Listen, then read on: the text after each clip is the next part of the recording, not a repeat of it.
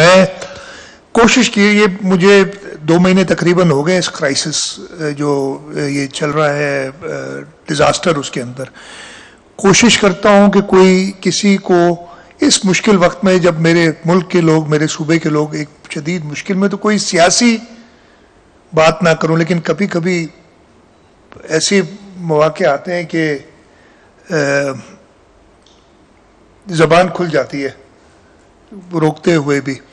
یہ جو دونوں چیزیں ہوئی ہیں, یہ بڑے صوبے کا اس میں کوئی قصور نہیں ہے. قصور ایک سیاسی جماعت کا ہے جس کی